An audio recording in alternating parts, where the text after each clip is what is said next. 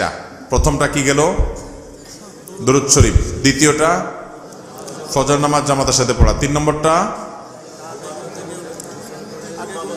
ঘুম থেকে আগে উঠে উত্তমভাবে গোসল করে পায়ে হেঁটে মসজিদে গিয়ে ইমামের কাছাকাছি গিয়ে বসে খুতবা শোনা, অনর্থক কাজ না করা। 4 নম্বর সূরা কাহফ তেলাওয়াত করা। মাশাআল্লাহ, আপনারা খুব মনোযোগ দিয়ে শুনছেন, দেখা গেছে আমল করবেন তো সবাই ইনশাআল্লাহ।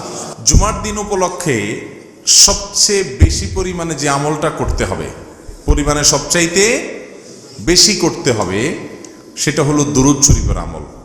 কিসের আমল? কারণ নবী করিম সাল্লাল্লাহু আলাইহি সাল্লাম বলেছেন, আকফিরু আলাইয়া মিনাস সালাতি মিন ইয়াউমিল জুমআতি ওয়া লাইলাতিল জুমআহ।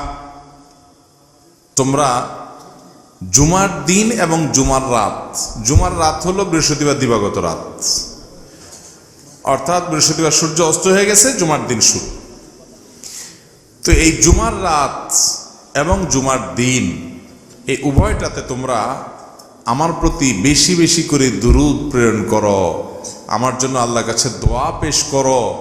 ফাইন্না সালাতাকুম মারুদাতুন আলাই, কারণ তোমরা যে দুরূদ পাঠ করো আমার জন্য, এটা আল্লাহর ফেরেশতারা আমার কাছে নিয়ে পেশ করে যে, হে আল্লাহর রাসূল, পৃথিবীর অমুক দেশ অমুক প্রান্ত থেকে অমুকের ছেলে অমুক আপনার জন্য দুরূদ পেশ করেছে। এটা তোমাদের এই রিপোর্টটা আল্লাহর ফেরেশতা আমার কাছে বলে, উপস্থিত করে। এই জন্য তোমরা জুমার দিনে আসলে বেশি বেশি করে দুরূদ পাঠ করবা। দুরূদ হলো নবী সাল্লাল্লাহু আলাইহি সাল্লামের জন্য দোয়া। ওনার জন্য আমাদের দোয়া করলে আমাদের লাভ। আল্লাহ তাআলা তো তার রাসূলের প্রতি রহমত এমনি নাজিল করবেন, আমরা দোয়া করলেও করবেন, না করলেও। কিন্তু আমরা যদি দোয়া করি তাহলে সেক্ষেত্রে ওনার লাভ হোক না হোক আমাদের লাভ নিশ্চিত, নিজেদের লাভ নিশ্চিত। আল্লাহ তাআলা তার রাসূল সাল্লাল্লাহু আলাইহি সাল্লামকে অনেক ভালোবাসেন, অনেক মহব্বত করেন। তার নবীকে তিনি অনেক মহব্বত করেন দেখে তার নবী, তার জন্য কেউ দোয়া করলেও আল্লাহ তাআলা তার প্রতি রহমত নাজিল করে। আর শুধু রহমত নাজিল না, মান সাল্লা আলাইয়া মাররাতান সাল্লাল্লাহু আলাইহি আশারা। নবী সাল্লাল্লাহু আলাইহি সাল্লাম বলেছেন, যে ব্যক্তি আমার প্রতি একবার দুরূদ প্রেরণ করে, একবার নবীজির জন্য দোয়া করে, আল্লাহ তাআলা ওই ব্যক্তির প্রতি 10 বার রহমত নাজিল করে। কয়বার রহমত নাজিল করে? রহমত নাজিলের মানে বুঝেন? 10 বার আল্লাহ অনুগ্রহ করেন, দয়া করেন। আপনার জীবনে এমন একটা মুসিবতে, এমন একটা জায়গা যেখানে আল্লাহর দয়া ছাড়া আপনার উপায় নাই, এরকম 10 বার আপনার জীবনে রহমত আল্লাহ তাআলা নাজিল করবেন, অবতীর্ণ করবেন, আপনার জন্য রহমত অনুগ্রহ আল্লাহ তাআলা করবেন। যদি আপনি একবার দুরূদ পাঠ করেন, তাহলে প্রতি সপ্তাহে জুমার দিনে, জুমার রাতে যদি আপনি 100, 200, 300 বার, 1000 বার দুরূদ আপনি প্রেরণ করতে পারেন, তাহলে এই 10 বার আপনার গুণ করে আপনি হিসাব করেন যে কতবার আল্লাহ তাআলার রহমতের হকদার, ভাগীদার, পাওনাদার আপনি হয়ে যাবেন ইনশাআল্লাহ। অতএব জুমার দিনে দুরূদ বিশেষ করে পড়বো তো ইনশাআল্লাহ। দুরূদ পাঠের শ্রেষ্ঠ সিজনই হলো জুমার দিন। দুরূদ পাঠের শ্রেষ্ঠ সিজন কোনটা? জুমার দিন, জুমার রাত। এটা হলো দুরূদ পাঠের সবচাইতে উত্তম মৌসুম এবং শ্রেষ্ঠ সিজন। চেষ্টা করবো তো আমল করার ইনশাআল্লাহ। এখন থেকে বৃহস্পতিবার সন্ধ্যা হলে শুক্রবার সন্ধ্যা পর্যন্ত দুরূদ সারা সপ্তাহ প্রতিদিনই কম বেশি পড়বেন। কিন্তু এই জুমার দিন যখন আসবে তখন দুরূদের পরিমাণ অনেক বেড়ে যাবে ইনশাআল্লাহ। সবাই চেষ্টা করবো তো, আমল করবেন তো ইনশাআল্লাহ। এবং যাতে একে অন্যকে স্মরণ করে দিতে পারি, সেজন্য পরিবারের সদস্যরা কোন এক ম্যাচে একসাথে আসেন, কোন এক জায়গায় একসাথে থেকে অন্যকে স্মরণ করে দিবেন যে ভাই জুমার দিন শুরু হয়ে গেছে, বৃহস্পতিবার সন্ধ্যা হওয়া মানে জুমার দিন শুরু হয়ে গেছে। অতএব কি আমল শুরু করো? দুরূদের আমল। দুরূদ পড়তে কি পয়সা খরচ হয় ভাই? অনেক বেশি কষ্ট হয়। দুরূদের মধ্যে সবচেয়ে শ্রেষ্ঠ দুরূদ হলো দুরূদ ইব্রাহিম। আল্লাহুম্মা সাল্লি আলা মুহাম্মাদ ওয়া আলা আলি মুহাম্মাদ কামা সাল্লাইতা আলা ইব্রাহিম ওয়া আলা আলি ইব্রাহিম ইন্নাকা হামিদুম মাজিদ। আল্লাহুম্মা বারিক আলা মুহাম্মাদ ওয়া আলা আলি মুহাম্মাদ কামা বারাকতা আলা ইব্রাহিম ওয়া আলা আলি ইব্রাহিম ইন্নাকা হামিদুম মাজিদ। পড়া যাবে না ইনশাআল্লাহ। এই দুরূদ ছাড়া অন্য যে কোনো দুরূদও পড়তে পারেন। সবচেয়ে সংক্ষিপ্ত দুরূদ সাল্লাল্লাহু আলাইহি ওয়াসাল্লাম পড়লেও চলবে। আল্লাহ তাআলা আমাদেরকে আমল করার তৌফিক দান করুন। তাহলে জুমার দিন উপলক্ষে একটা আমলের কথা জানলাম, সেটা হলো দুরূদ পাঠের আমল। করবো তো ইনশাআল্লাহ। নাম্বার 2, জুমার দিন ফজরের নামাজ পুরুষরা জামাতের সাথে পড়বেন। আর মহিলাদের আমল হলো বাসার পুরুষগুলার সবগুলারে উঠে মসজিদের দিকে পাঠিয়ে দিবেন। এটা হলো জুমার দিনের ফজরের সময়ের আমল। নবী করিম সাল্লাল্লাহু আলাইহি ওয়াসাল্লাম বলেছেন, আফদালুস সালাওয়াতি ইনদাল্লাহ সালাতুল ফজরি মাআল জামাআতি ইয়াউমাল জুমআহ। যত নামাজ আছে ওয়াক্তিয়া, এই ওয়াক্তিয়া 5 ওয়াক্ত নামাজের মধ্যে আল্লাহর কাছে সবচেয়ে শ্রেষ্ঠ হলো জুমার দিনে ফজরের নামাজ পুরুষরা জামাতের সাথে পড়লে এটা হলো আল্লাহর কাছে সবচেয়ে শ্রেষ্ঠ।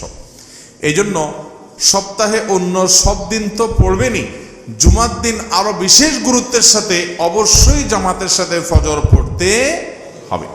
এটা জুমার দিনের স্পেশাল আমল, বিশেষ গুরুত্বপূর্ণ আমল। চেষ্টা করবো তো ইনশাআল্লাহ।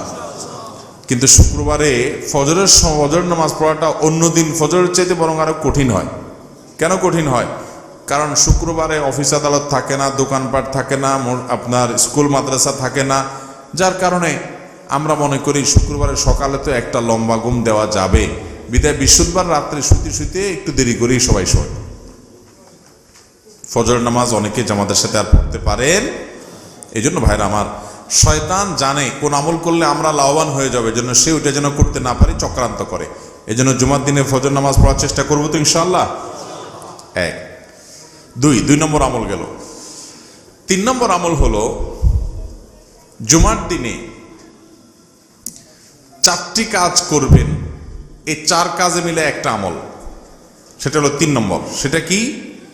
নবী আলাইহিস সালাম বলেছেন, মান বাক্কারা ইয়াউমাল জুমআতি ওয়াবতাকার, যে জুমার দিন আগে আগে ঘুম থেকে উঠবে, ভোরে ঘুম থেকে উঠবে, ওই যে ফজর পড়বে, ওয়াগাসসালা ওয়াগতাসাল, ফরজ গোসল হলে ফরজ গোসল করবে এবং উত্তম রূপে গোসল করবে জুমার দিনের জন্য, এবং ওয়ামাশা ইলাল মসজিদি ওয়ালাম ইয়ারকাব, পায়ে হেঁটে মসজিদে যাবে, বাহনে চড়বে না।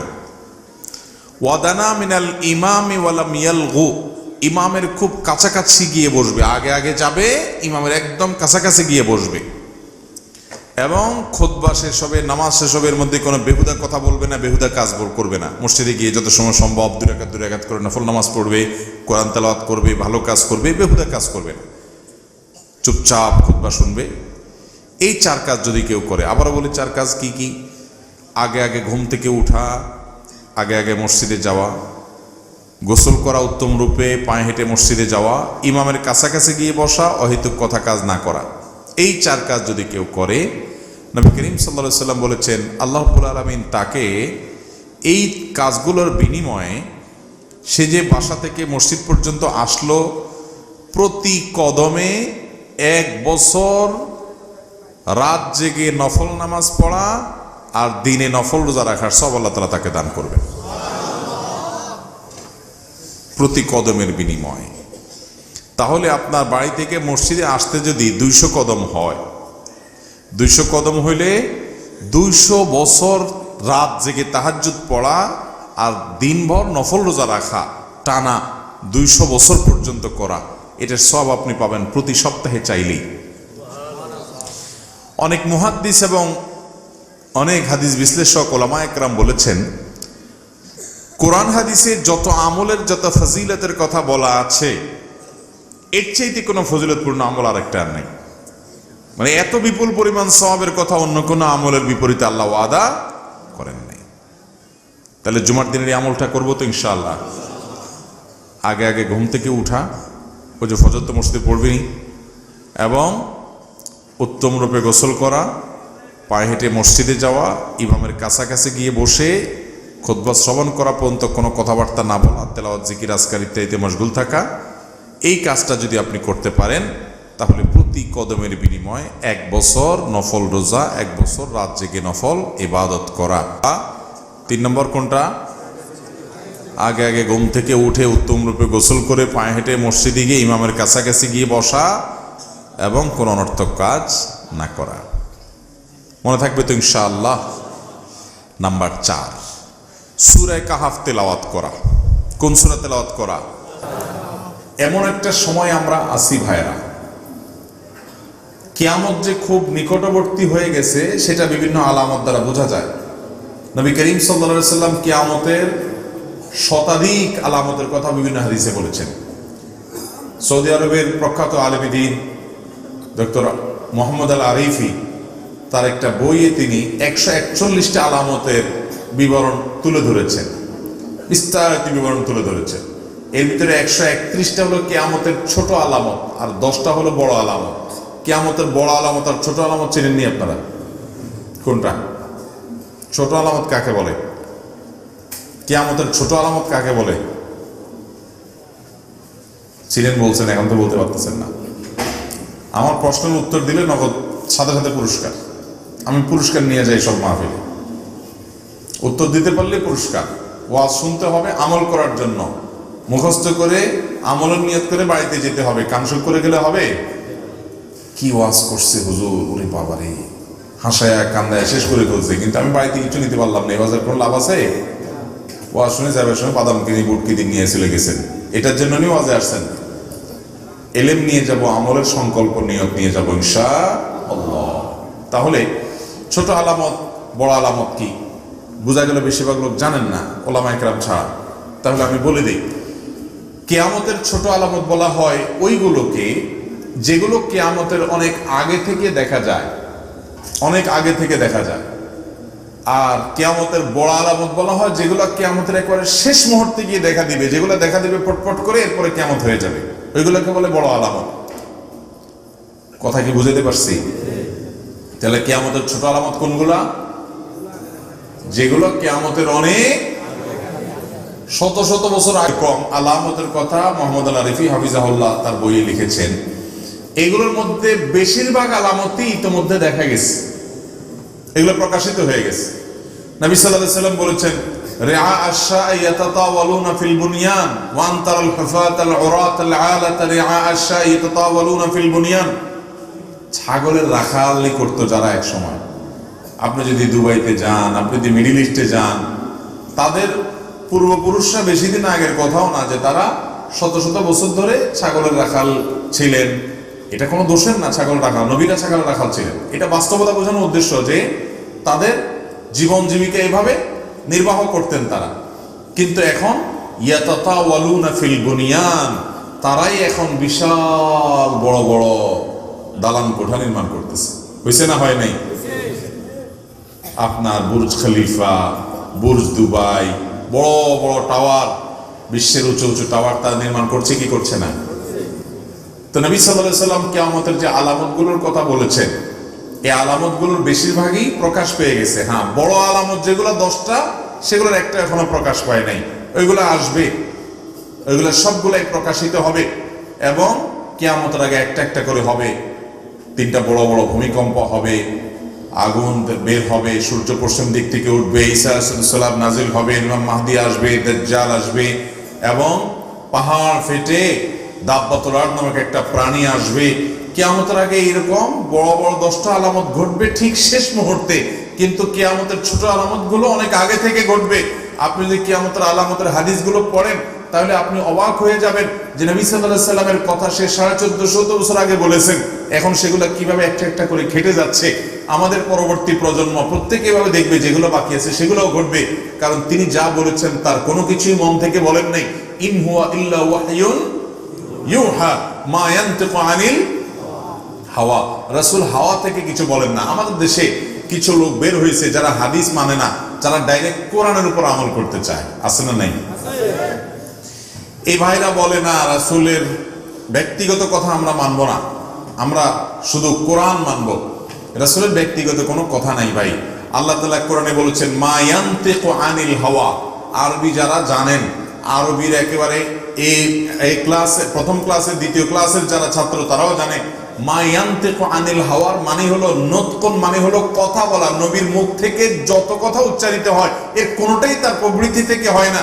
ইন হুয়া ইল্লা ওয়াহয়ুহা, যাই উচ্চারিত হয় সেটা ওই আল্লাহর পক্ষ থেকে উচ্চারণ করানো হয়। অতএব নবীজির সব হাদিস মানতে হবে কি হবে না? ভাইরা আমার, তো যাই হোক, যেটা বলছিলাম, কিয়ামতের আগে এই যে কিয়ামতের আলামতগুলো প্রকাশ পাইছে, যত কিয়ামত নিকটবর্তী হবে তত ঈমানদারদের জন্য ফিতনা সংকুল সময় আসবে। আপনি দেখবেন এখন খারাপ পথে চলতে কোনো অসুবিধা নেই, ভালো পথে চলতে গেলে অসুবিধা, ঠিক না ভাই? ঠিক। আগে মানুষের জন্য মিথ্যা কথা বলাটা কঠিন ছিল, কারণ সমাজে বেশিরভাগ লোক সত্যবাদী হইতো, মিথ্যা বা কথাবাদী যে সে ধরা পড়তো। আর এখন সত্য বলাটাই কঠিন হয়ে গেছে, ঠিক কিনা বলেন? এখন সত্য বলাটাই কঠিন হয়ে গেছে না? আগে হারামখোরি কঠিন ছিল, এখন হালাল খাওয়াটাই কি? কিয়ামত যত নিকটবর্তী হবে, মানুষ ভালো থাকাটা বরং কঠিন হবে, আর খারাপ থাকাটা কি হবে? সহজ হবে। এরকম ফিতনা সংকুল সময়ে আমাদের ঈমান এবং তাকওয়া হেফাজত করা, এটা চারটিখানি কথা না। নবী করিম সাল্লাল্লাহু আলাইহি সাল্লাম বলেছেন যে শেষ জামানাতে কিয়ামতের আগে ঈমান ধরে রাখা, এটা হলো হাতে জ্বলন্ত কয়লা মুঠ করে ধরে রাখার চাইতে কঠিন।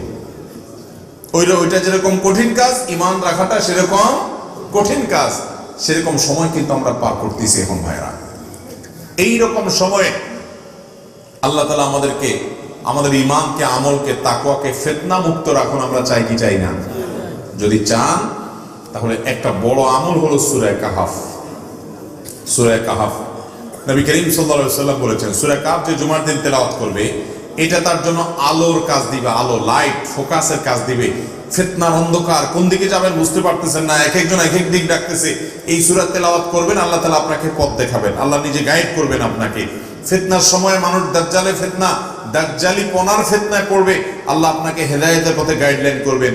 এবং কিয়ামতের দিন যখন অন্ধকারে, ঘুটঘুটে অন্ধকারে মানুষ থাকবে, আল্লাহ আপনাকে গাইড করবেন। কিসের বিনিময়ে? সূরা কাহফ তেলাওয়াত করার। বিশেষ করে সূরা কাহফের প্রথম 10 আয়াত যদি কেউ তেলাওয়াত করে, আল্লাহ তাআলা তাকে দাজ্জালের ফিতনা থেকে বাঁচাবেন। এই ওয়াদা নবী সাল্লাল্লাহু আলাইহি ওয়াসাল্লাম করেছেন। এই জন্য জুমার দিন কখনো সূরা কাহফের তেলাওয়াত ছাড়া যাবে না ইনশাআল্লাহ। চেষ্টা করব তো ভাইরা আমার। সূরা কাহফটা আয়তনে একটু বড়, পড়তে একটু বেশি সময় লাগবে। আপনি তেলাওয়াত করতে জানেন না তো আপনি অন্তত শুনেন, কিন্তু তেলাওয়াত করতে যদি জানেন তাহলে অবশ্যই তেলাওয়াত করবেন। যদি খুব আস্তে আস্তে তেলাওয়াত করেন তাহলে 30 মিনিট লাগবে, 40 মিনিট লাগবে, এর বেশি লাগবে না। তাহলে ইনশাআল্লাহ সূরা কাহফ জমাতে তেলাওয়াত করব তো ইনশাআল্লাহ। ফেসবুকের এই যুগে, ইউটিউবের এই যুগে আমাদের দিনদার ভাইরা যারা 5 ওয়াক্ত নামাজ পড়ার চেষ্টা করেন, সে ভাইদেরও কোরআন তেলাওয়াত করা হয় না ভাই।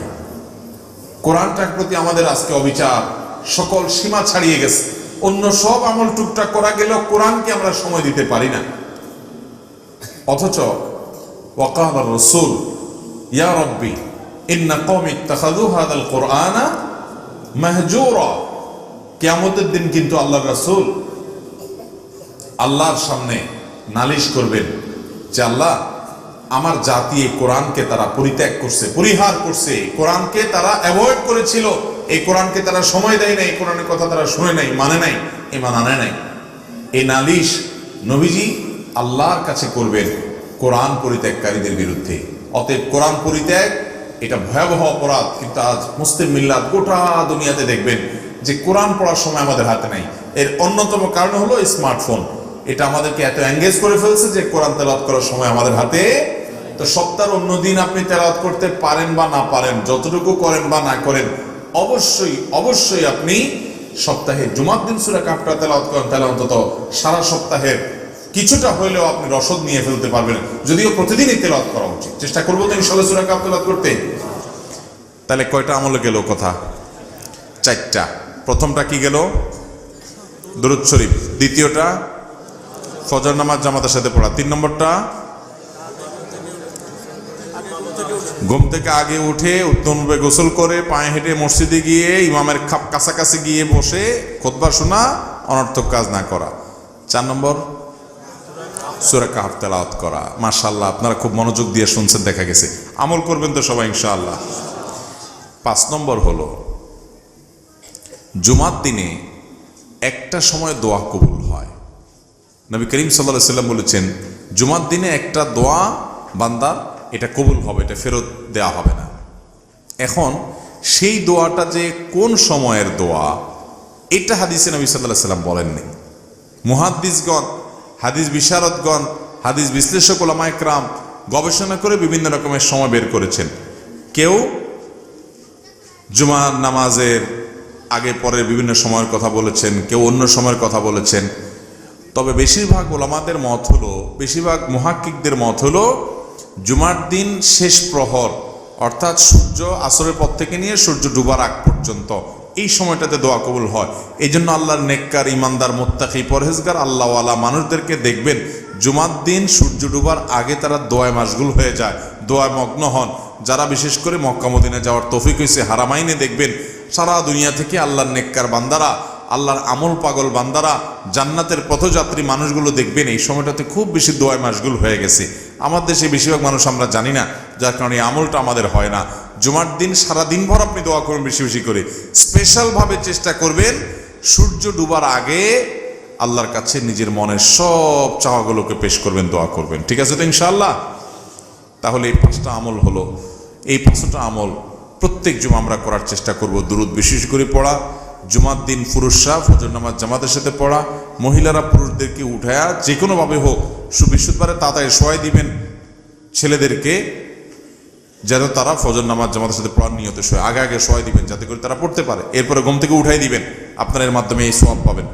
এবং সেই সাথে সূরা কাহাফ তেলাওয়াত করবেন এবং মসজিদে ওই যে তাড়াতাড়ি আসবেন, জুমার নামাজে ইমাম সাহেবের কাছাকাছি যাবেন, গোসল করবেন, পায়ে হেঁটে আসবেন, এগুলো করবেন। এবং সর্বশেষ হলো দোয়া করবেন দিনভর, বিশেষ করে সূর্য ডুবার আগে আগে। يا نفس إن لم تظفري لا تجزعي